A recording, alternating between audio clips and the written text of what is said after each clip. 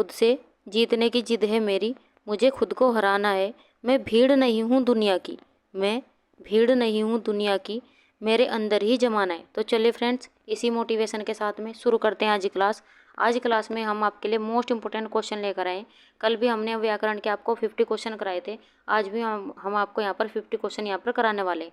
हमने प्रयास किया है कि इन 100 क्वेश्चन में हम संपूर्ण व्याकरण का आपको यहाँ पर बेहतर से बेहतर कंटेंट दे सके। तो चलिए शुरू करते हैं आज की क्लास। आज की क्लास में हम 51 क्वेश्चन से यहाँ पर शुरू करेंगे और कल मैंने आपसे यहाँ पर एक क्वेश्चन पूछा था, उसी से ही हम आज की क्लास स्टार्ट करेंगे। कल मैंने आपसे पूछा था कि मुख्य रूप से समास कितने प्रकार के होते हैं। तो समास कितने प्रकार के होते हैं? मुख्य रूप से 6 प्रकार के होते हैं। तो ये तो था कल के क्वेश्चन का आंसर। तो चलिए अब देख लेते हैं आज के क्वेश्चन। आज का हमारा क्वेश्चन है, जो क्रिया अभी हो रही है उसे क्या कहते हैं? अपूर्ण वर्तमान, संदिग्ध वर्तमान, सामान्य वर्तमान या इनमें से कोई नहीं। आपको यहाँ पर बताना है कि जो क्रिया अभी हो रही है यानी कि क्रिया चल रही है उसे क्या कहा जाएगा। तो अगर हम बात करें ऑप्शन की तो दूसरा ऑप्शन हमारा नहीं होगा, सामान्य वर्तमान नहीं होगा, चौथा ऑप्शन नहीं होगा। उसे क्या कहा जाता है? अपूर्ण वर्तमान कहा जाता है। यानी कि क्रिया अभी क्या हो रही है? पूरी नहीं हुई है, चल ही रही है, तो उसे क्या कहा जाएगा? अपूर्ण वर्तमान।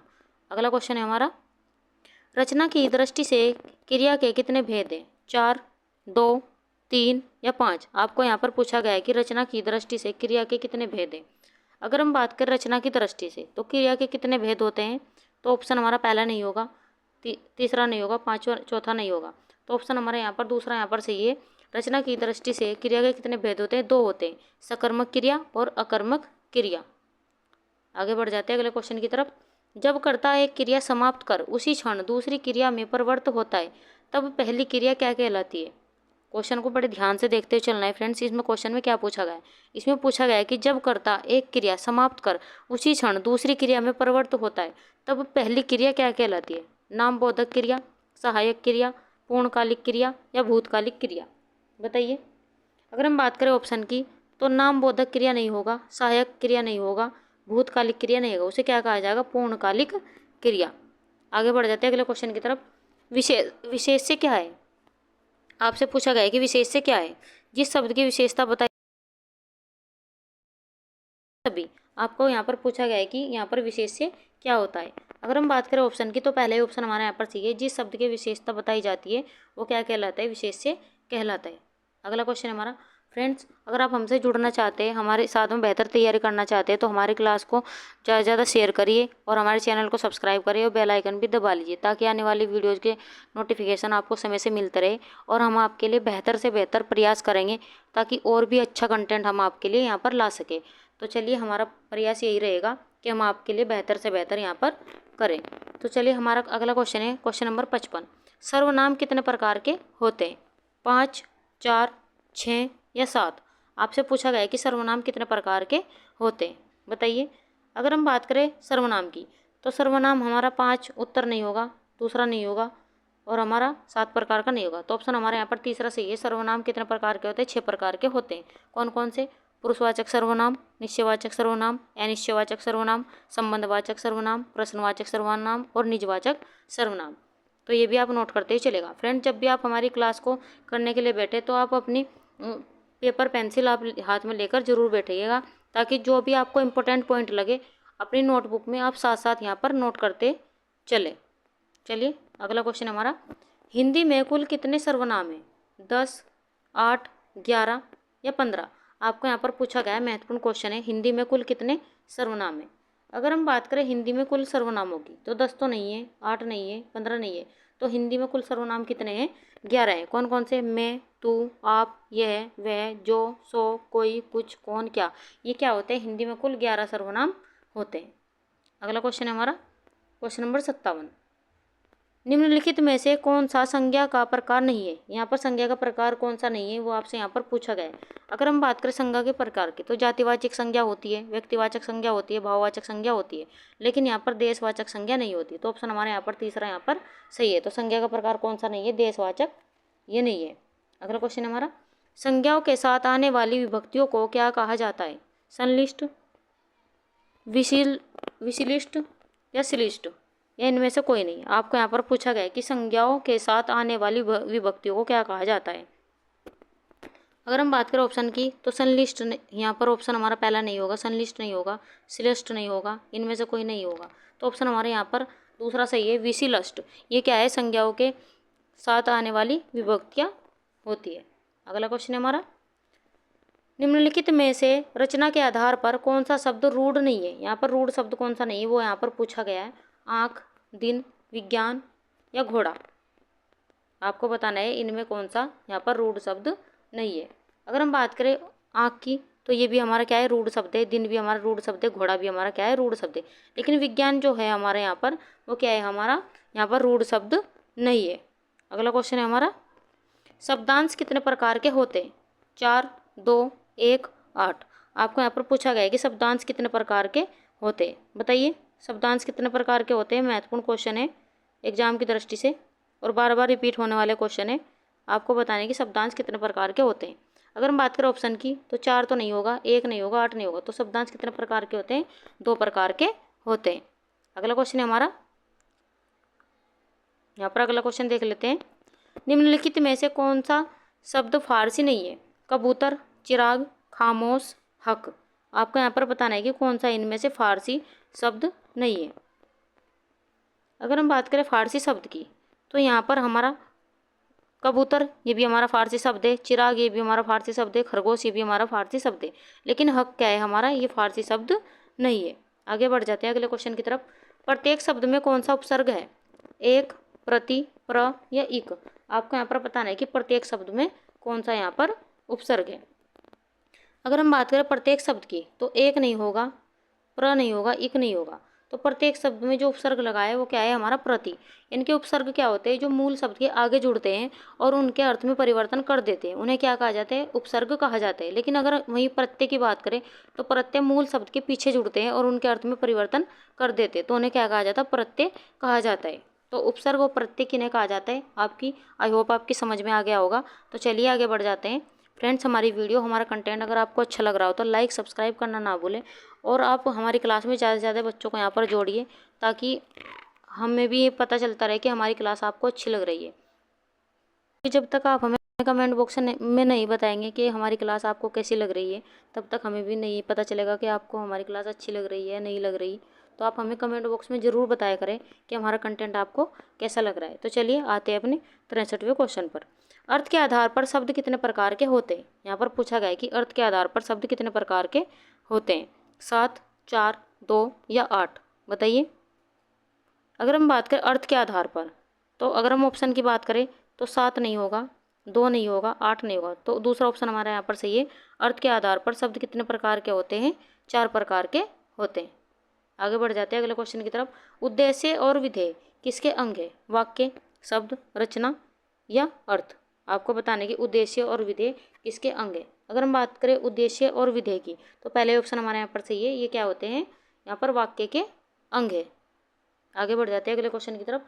65वां क्वेश्चन है हमारा, वाक्य के प्रयुक्त शब्द को क्या कहते हैं, शब्दांश, पद, लिपि या भाषा। वाक्य के प्रयुक्त शब्द को क्या कहते हैं। तो वाक्य के जो प्रयुक्त शब्द है उसे क्या कहा जाता है। तो ऑप्शन हमारा यहाँ पर दूसरा सही है। यहाँ पर उसे क्या कहा जाता है, पद कहा जाता है। अगला क्वेश्चन है हमारा। फ्रेंड्स, आज की क्लास में हमने जो बार बार रिपीट होने वाले क्वेश्चन है वही यहाँ पर लिए हैं, क्योंकि ये बार बार रिपीट होने वाले क्वेश्चन एग्जामिनर ज़्यादा से ज़्यादा उठाता है और बार बार ये एग्जाम में पूछे जाते हैं। तो आप ज़्यादा से ज़्यादा जो रिवाइज करते हो एग्जाम के लिए, तो आप जो रिपीट होने वाले क्वेश्चन है उनका ज़्यादा से ज़्यादा आप यहाँ पर रिवाइज किया करो, क्योंकि ज़्यादातर क्वेश्चन एग्जामिनर वहीं से ही पूछता है। तो चलिए अब आते हैं अगले क्वेश्चन पर। 2 अलग अलग भाषाओं के मेल से बना हुआ शब्द क्या कहलाता है, देशज, तद्भव, विदेशज या संकर। आपको बताना है कि 2 अलग अलग भाषाओं के मेल से बना हुआ शब्द क्या कहलाता है। अगर हम बात करें ऐसे शब्द जो अलग अलग भाषाओं से बने हो, जैसे रेलगाड़ी। अगर हम बात करें जैसे रेलगाड़ी, रसोई घर, ये क्या हो गए, ये कैसे शब्द कहलाते हैं। तो देशज शब्द तो नहीं होगा। देशज शब्द क्या होते हैं, ये देश में जन्मे हुए शब्द होते हैं, आम बोलचाल की भाषा में इनका प्रयोग किया जाता है। तद्भव जो संस्कृत का बिगड़ा हुआ रूप होता है क्या कहते हैं, तद्भव शब्द कहलाते हैं। विदेशज जो विदेशी भाषाओं से लिए गए शब्द में क्या कहलाते हैं, विदेशज शब्द कहलाते हैं। लेकिन ऐसे शब्द जो 2 अलग अलग भाषाओं से के मेल से बनते हैं उन्हें क्या कहा जाता है, संकर शब्द कहा जाता है। ये क्वेश्चन कितनी बार एग्जाम में रिपीट हुआ है। अगला क्वेश्चन है हमारा, नीलांबर शब्द में कौन सा समास है, द्वंद्व समास, तत्पुरुष समास, अव्ययभाव समास, कर्मधारय समास। आपको यहाँ पर पूछा गया है कि नीलांबर में कौन सा यहाँ पर समास है। अगर हम बात करें नीलांबर की, तो यहाँ पर द्वंद्व समास नहीं होगा, तत्पुरुष नहीं होगा, अव्ययभाव नहीं होगा। यहाँ पर कौन सा समास है, यहाँ पर कर्मधारय समास है। ये क्वेश्चन कितनी बार पूछा गया है कि नीलांबर में कौन सा समास है, तो यहाँ पर कौन सा है, कर्मधारय समास। अगला है हमारा क्वेश्चन, किस समास में दोनों पद मिलकर एक नया अर्थ प्रकट करते हैं, बहुब्रीहि समास, कर्मधारय समास, द्वंद्व समास या तत्पुरुष समास। आपको बताना है कि किस समास में दोनों पद मिलकर एक नया अर्थ प्रकट करते हैं। अगर हम बात करें ऑप्शन की, तो कर्मधारय नहीं होगा, द्वंद्व नहीं होगा, तत्पुरुष नहीं होगा, तो क्या कहलाएगा, यानी कि हम इसमें को क्या होता है, बहुब्रीहि समास में तीसरा पद क्या होता है, प्रधान होता है। अगला क्वेश्चन है हमारा, किस समास में दोनों पद प्रधान होते हैं, तत्पुरुष समास, बहुब्रीहि समास, द्वंद्व समास या द्विगु समास। आपको बताना है कि किस समास में दोनों पद प्रधान होते हैं। अगर हम बात करें यहाँ पर ऑप्शन की, तो तत्पुरुष समास हमारा नहीं होगा, यहाँ पर तत्पुरुष समास नहीं होगा, बहुब्रीहि में भी नहीं होगा क्योंकि इसमें तीसरा पद प्रधान होता है। अगर हम यहाँ पर बात करें द्वंद्व की, तो द्वंद्व भी नहीं होगा यहाँ पर, फ्रेंड्स यहाँ पर द्विगु नहीं होगा, ऑप्शन चौथा नहीं होगा। लेकिन यहाँ पर कौन सा समास होगा, यहाँ पर पूछा गया है कि किस समास में दोनों पद प्रधान होते हैं, तो द्वंद्व समास में क्या होते हैं, यहाँ पर दोनों पद प्रधान होते हैं। तो ऑप्शन हमारे यहाँ पर तीसरा यहाँ पर सही है, द्वंद्व समास। आगे बढ़ जाते हैं अगले क्वेश्चन की तरफ, जिस समास में कोई पद प्रधान नहीं होता उसे कौन सा समास कहते हैं, द्विगु समास, बहुब्रीहि समास, द्वंद्व समास या तत्पुरुष समास। आपको यहाँ पर पूछा गया है कि जिस समास में कोई भी पद प्रधान नहीं होता उसे कौन सा समास यहाँ पर कहते हैं, बताइए। जिस समास में कोई भी पद प्रधान नहीं होता उसे क्या कहते हैं, ऑप्शन दूसरा हमारा यहाँ पर सही, बहुब्रीहि समास, क्योंकि इसमें तीसरा पद क्या होता है, प्रधान होता है। ये क्वेश्चन बार बार यहाँ पर रिपीट होने वाला क्वेश्चन है, तो बड़े ध्यान से देखते हुए चलना है। अगला क्वेश्चन है हमारा, विशेषण और विशेष्य के योग से कौन सा समास बनता है, द्वंद्व समास, कर्मधारय समास, तत्पुरुष समास या द्विगु समास। आपको यहाँ पर पूछा गया है कि विशेषण और विशेष्य के योग से कौन सा समास बनता है, तो विशेषण और विशेष्य के योग से कौन सा समास बनता है, द्वंद्व नहीं होगा, तत्पुरुष नहीं होगा, द्विगु नहीं होगा, तो कौन सा समास बनता है, कर्मधारय समास बनता है। आगे बढ़ जाते हैं अगले क्वेश्चन की तरफ, निम्नलिखित में से कौन सा समास नहीं है। यहाँ पर नहीं पूछा गया है कि इनमें से कौन सा समास नहीं है, अव्ययभाव समास, कर्म कारक समास, द्वंद्व समास या बहुब्रीहि समास। बताइए इनमें से कौन सा समास नहीं है। अगर हम बात करें अव्ययभाव की, तो ये क्या है, हमारा समास है, द्वंद्व भी हमारा समास है और बहुब्रीहि भी हमारा समास है। लेकिन यहाँ पर आपको घुमा दिया है, यहाँ पर कर्म कारक समास नहीं होता, ये क्या होता है, कर्मधारय समास होता है। तो ऑप्शन हमारा दूसरा यहाँ पर सही है, ये क्या है, कोई भी समास नहीं है। अगला क्वेश्चन हमारा, बचपन कौन सा शब्द है, सर्वनाम, क्रिया विशेषण, संज्ञा या विशेषण। आपको बताना है कि बचपन कौन सा शब्द है। अगर हम बात करें बचपन की, तो ये क्या है, सर्वनाम नहीं होगा, क्रिया विशेषण नहीं होगा, विशेषण नहीं होगा, ये क्या है हमारा, ये क्या है हमारा, संज्ञा। कौन सी संज्ञा है, भाववाचक संज्ञा। बचपन, बुढ़ापा, जवानी, ये कैसी संज्ञा के अंतर्गत आएंगे, भाववाचक संज्ञा के अंतर्गत आएंगे। तो हमारे ये क्या है, ऑप्शन तीसरा यहाँ पर सही है। आगे बढ़ जाते हैं अगले क्वेश्चन की तरफ, उपमान और उपमेय में का अभेद क्या कहलाता है। यहाँ पर पूछा गया है कि उपमान उपमेय का अभेद क्या कहलाता है, उत्प्रेक्षा, रूपक, उपमा या भ्रांतिमान। बताइए उपमान और उपमेय का अभेद क्या कहलाता है। तो ऑप्शन की बात करें, यहाँ पर उत्प्रेक्षा नहीं होगा, उपमा नहीं होगा, भ्रांतिमान नहीं होगा, तो क्या कहलाता है, रूपक अलंकार। आगे बढ़ जाते हैं अगले क्वेश्चन की तरफ, जहाँ उपमेय में उपमान की समानता की संभावना व्यक्त की जाती है वहाँ कौन सा अलंकार होता है। क्वेश्चन बड़े ध्यान से देखते चलना है कि इसमें क्वेश्चन में क्या पूछा गया। इसमें पूछा गया कि जहाँ उपमेय में उपमान की समानता की संभावना व्यक्त की जाती है वहाँ कौन सा अलंकार होता है, रूपक, उपमा, उत्प्रेक्षा, संदेह। तो वहाँ पर कौन सा, जहाँ पर समानता दिखाई दे वहाँ पर कौन सा अलंकार होता है, तो वहाँ पर उपमा अलंकार होता है। तो ऑप्शन दूसरा हमारा यहाँ पर सही है। अगला क्वेश्चन हमारा, जहाँ बिना कारण के कार्य का होना पाया जाए वहाँ कौन सा अलंकार होता है। यहाँ पर पूछा गया कि जहाँ बिना कारण के कार्य का होना पाया जाए वहाँ कौन सा अलंकार होता है, विशेषोक्ति अलंकार, विरोधाभास, विभावना या भ्रांतिमान। बताइए कौन सा होगा। ऑप्शन देख लेते हैं, विशेषोक्ति नहीं होगा, विरोधाभास नहीं होगा, भ्रांतिमान नहीं होगा, तो वहाँ पर कौन सा अलंकार होगा, विभावना अलंकार होगा। आगे बढ़ जाते हैं अगले क्वेश्चन की तरफ, भारत के सम भारत है, इसमें कौन सा अलंकार है, उपमा अलंकार, अनन्वय अलंकार, रूपक अलंकार, यमक अलंकार। आपको बताना है कि भारत के सम भारत है, इसमें कौन सा अलंकार है। बताइए कौन सा अलंकार होगा। अगर हम बात करें ऑप्शन की, तो उपमा अलंकार नहीं होगा, रूपक नहीं होगा, यमक नहीं होगा, इसमें कौन सा अलंकार है, ये अनन्वय अलंकार इसमें होगा। आगे बढ़ जाते हैं अगले क्वेश्चन की तरफ। वीर या आला किस जाति का छंद है? वर्णिक, मात्रिक, मुक्त या इनमें से कोई नहीं। यहाँ पर पूछा गया है कि वीर या आला किस जाति का छंद है, तो किस जाति का छंद है? वर्णिक छंद नहीं है, ये मुक्तक छंद नहीं है, तो ये क्या है? एक मात्रिक छंद है। अगला क्वेश्चन है हमारा, छंद का सर्वप्रथम उल्लेख कहाँ मिलता है? ऋग्वेद, सामवेद, उपनिषद या यजुर्वेद। आपको यहाँ पर पूछा गया है कि छंद का सर्वप्रथम उल्लेख कहाँ मिलता है, और मोस्ट इंपोर्टेंट क्वेश्चन यहाँ पर आप लगाते हुए चलिएगा। बताइए, अगर हम बात करें ऑप्शन की, तो यहाँ पर सामवेद में नहीं मिलता, उपनिषद नहीं होगा, यजुर्वेद नहीं होगा, तो इसमें सर्वप्रथम जो उल्लेख मिलता है वो ऋग्वेद में मिलता है। और ऋग्वेद क्या है? हमारा सबसे प्राचीन क्या है? वेद भी किसे कहा जाता है? ऋग्वेद को ही कहा जाता है। ये भी क्वेश्चन कितने एग्जाम में यहाँ से पूछा गया है। अगला क्वेश्चन है हमारा, हिंदी किस भाषा परिवार की भाषा है? भारोपीय, ऑस्ट्रिक, चीनी तिब्बत या द्रविड़। आपको बताना है कि यहाँ पर हिंदी किस भाषा परिवार की भाषा है। ये भी मोस्ट इंपोर्टेंट क्वेश्चन है, कितने एग्जाम में रिपीट हुआ है क्वेश्चन। तो बताइए ऑप्शन क्या होगा? ऑस्ट्रिक नहीं होगा, चीनी तिब्बती नहीं होगा, द्रविड़ नहीं होगा, तो ये क्या है? भारोपीय परिवार की भाषा क्या है? हिंदी है। और हिंदी की लिपि क्या है? देवनागरी लिपि है। आगे बढ़ जाते हैं अगले क्वेश्चन की तरफ। भारत में सर्वाधिक खड़ी बोली वाली भाषा कौन सी है? हिंदी, तमिल, संस्कृत या उर्दू। आपको बताना है कि भारत में सर्वाधिक खड़ी बोली वाली भाषा कौन सी है। तो कौन सी है भारत में सर्वाधिक खड़ी बोली वाली भाषा? तो ऑप्शन पहला ही हमारे यहाँ पर सही है, क्या है? हिंदी है। अगला क्वेश्चन है हमारा, निम्नलिखित में से कौन सी भाषा हिंदी के अंतर्गत नहीं आती? यहाँ पर नहीं पूछा गया है कि हिंदी के अंतर्गत कौन सी भाषा नहीं आती। बांगरू, कन्नौजी, अवधी या तेलुगु। बताइए कौन सी नहीं आएगी। अगर हम बात करें हिंदी के अंतर्गत, तो बांगरू भी आएगी, कन्नौजी भी आएगी, अवधी भी आएगी, लेकिन तेलुगु ये क्या है हमारी?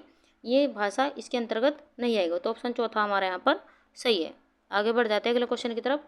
शांत रस का स्थायी भाव क्या है? आपको यहाँ पर पूछा गया है कि शांत रस का स्थायी भाव क्या है? क्षमा, दया, वैराग्य या निर्वेद। बताइए शांत रस का स्थायी भाव क्या होगा। तो यहाँ पर ऑप्शन की बात करें, क्षमा नहीं होगा, दया नहीं होगा, वैराग्य नहीं होगा। ऑप्शन यहाँ पर चौथा यहाँ पर सही है कि निर्वेद क्या है? शांत रस का स्थायी भाव है। और स्थायी भाव से भी यहाँ पर क्वेश्चन कितनी बार पूछे जाते हैं। अगला क्वेश्चन है हमारा, शोक किस रस का स्थायी भाव है? हास्य रस, करुण रस, शांत रस या वीर रस।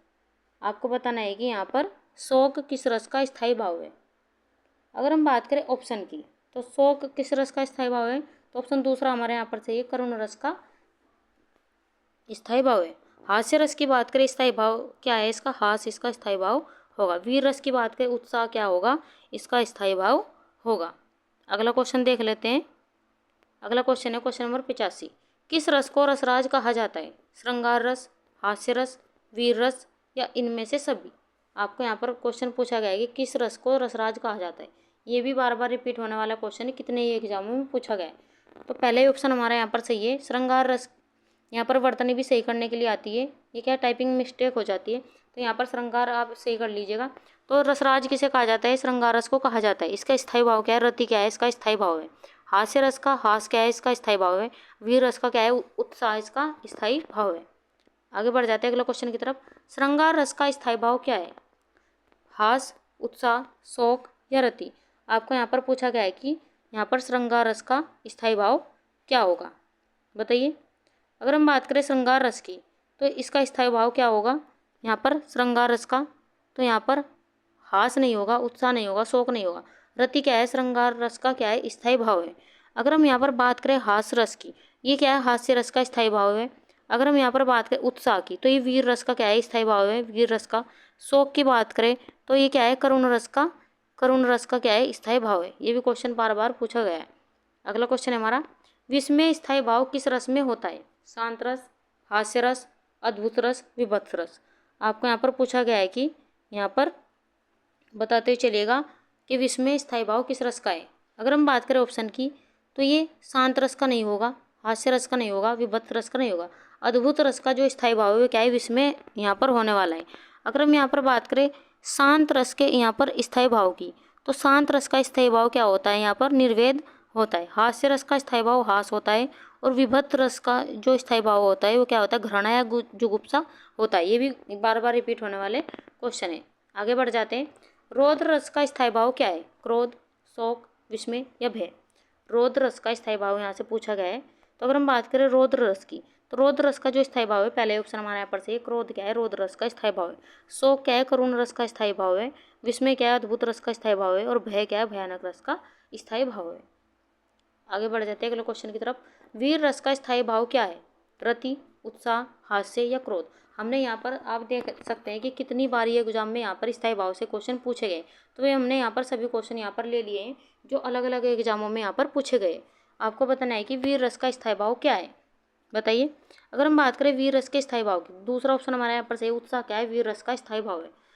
रति की बात करें, श्रृंगार रस का स्थायी भाव है। हास्य की बात करें, हास रस का स्थायी भाव है।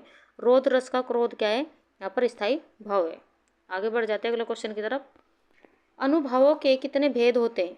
3, 2, 4 या 6? आपसे पूछा गया है यहाँ पर अनुभवों के कितने भेद होते हैं, बताते हुए चलिएगा। अनुभवों के कितने भेद होते हैं? अगर हम बात करें ऑप्शन की, तो अनुभव के 3 भेद नहीं होते, 2 नहीं होते, 6 नहीं होते। तो अनुभव के कितने भेद होते हैं? ऑप्शन तीसरा हमारा यहाँ पर सही है, 4 भेद होते हैं। अगला क्वेश्चन हमारा, हिंदी में कुल कितने सर्वनाम हैं? ये रिपीट क्वेश्चन हो गया है फ्रेंड्स, यहाँ पर बताते हुए चलना है आपको। हिंदी में कुल कितने सर्वनाम हैं? 7, 5, 11 या 12? बताइए, हिंदी में कुल कितने सर्वनाम हैं? तो अगर हम बात करें हिंदी में, तो हिंदी में कुल कितने सर्वनाम है? तो ऑप्शन तीसरा हमारा यहाँ पर सही है।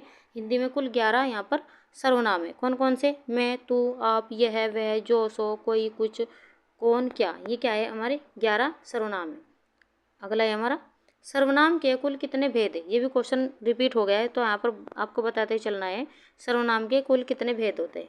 जैसा कि मैंने आपको बता दिया कि सर्वनाम के कितने भेद होते हैं, तो 6 भेद होते हैं। आगे बढ़ जाते हैं और हम अंत में ही पहुंचने वाले हैं क्लास के, हमारी क्लास एंड होने वाली है यहाँ पर। तो आपको बताना है कि यहाँ पर हमारा 93 क्वेश्चन है, निम्नलिखित में से कौन सा एक विशेषण शब्द नहीं है? यहाँ पर नहीं पूछा गया है कौन सा इसमें विशेषण शब्द नहीं है। लाडला, लजीला, लांछन या लापता? बताइए। अगर हम बात करें ऑप्शन की, तो लाडला क्या है? हमारा विशेषण शब्द है। लजीला भी विशेषण है, लापता भी विशेषण, लेकिन लांछन क्या है? हमारा विशेषण शब्द नहीं है। अगला क्वेश्चन है हमारा, विशेषण जिस शब्द की संज्ञा बताता है उसे क्या कहते हैं? गुणवाचक विशेषण, संख्यावाचक विशेषण, कर्मवाचक विशेषण या विशेष्य?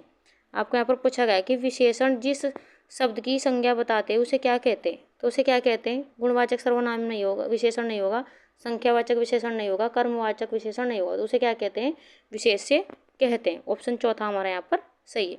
अगला क्वेश्चन है हमारा, व्याकरण की दृष्टि से कौन सा शब्द विशेषण नहीं है? यहाँ पर भी नहीं पूछा गया कि कौन सा विशेषण शब्द नहीं है। निर्भीक, भयभीत, भीरु या भय? अगर हम बात करें ऑप्शन की, तो निर्भीक नहीं होगा, भयभीत नहीं होगा, भीरु नहीं होगा। अगर हम बात करें विशेषण कौन सा शब्द नहीं है, तो भय क्या है? इसमें विशेषण शब्द नहीं है। आगे बढ़ जाते हैं अगले क्वेश्चन की तरफ। जिस विकारी शब्द में संज्ञा की व्याप्ति मर्यादित होती है उसे क्या कहते हैं? क्रिया, विशेषण, सर्वनाम या अव्यय? आपको यहाँ पर पूछा गया है कि जिस विकारी शब्द की संज्ञा की व्याप्ति मर्यादित होती है उसे क्या कहते हैं? तो उसे क्या कहेंगे? तो उसे विशेषण कहेंगे। अगला क्वेश्चन है हमारा, गुणवाचक विशेषण के कितने भेद होते हैं? यहाँ पर पूछा गया है कि गुणवाचक विशेषण के कितने भेद होते हैं? आपको बताना है 5, 4, 7 या 9? बताइए। अगर हम बात करें गुणवाचक विशेषण की, तो कितने भेद होते हैं? 5 नहीं होते, 4 नहीं होते, 9 नहीं। तो गुणवाचक विशेषण के कितने भेद बताए गए हैं? तो 7 भेद होते हैं। आगे बढ़ जाते हैं अगले क्वेश्चन की तरफ। निम्नलिखित में से कौन सा शब्द गुणवाचक विशेषण नहीं है? यहाँ पर भी नहीं पूछा गया है कि गुणवाचक विशेषण कौन सा इसमें से नहीं है। ताजा, भला, दूना, नुकीला? बताइए, निम्नलिखित में से कौन सा गुणवाचक विशेषण नहीं है? अगर हम बात करें ऑप्शन की, तो ताजा ये क्या है? गुणवाचक विशेषण है। भला भी गुणवाचक विशेषण है और नुकीला भी गुणवाचक विशेषण है, लेकिन यहाँ पर नहीं पूछा गया है। तो दूना क्या है? यहाँ पर गुणवाचक विशेषण नहीं है। अगला क्वेश्चन है हमारा, जो संज्ञा की विशेषता बताते हैं उसे क्या कहते हैं? क्रिया, सर्वनाम, विशेषण या संज्ञा? आपको यहाँ पर पूछा गया है कि जो संज्ञा की विशेषता बताते हैं उसे क्या कहा जाता है? तो जो संज्ञा की विशेषता बताते हैं उसे क्या कहा जाता है? उसे विशेषण कहा जाता है। ऑप्शन हमारा यहाँ पर तीसरा यहाँ पर सही है। अगला क्वेश्चन है और हमारा अंतिम क्वेश्चन है आज का, और ये क्वेश्चन आपके लिए, इसका आंसर हमें कमेंट बॉक्स में आप जरूर दीजिएगा। क्रिया से संबंधित कितने रूपावली वर्गों का प्रयोग किया जाता है? 16, 22, 18 या 26? इसका आंसर हमें कमेंट बॉक्स में आप जरूर दें। हमारी क्लास आपको कैसे लगी उसके बारे में भी आप हमें कमेंट बॉक्स में ज़रूर लिखें। तो चलिए मिलते हैं ऐसे क्वेश्चनों के साथ में नेक्स्ट वीडियो में। तब तक के लिए आप खुश रहिए, अपने माता पिता का सम्मान कीजिए। वीडियो देखने के लिए थैंक यू।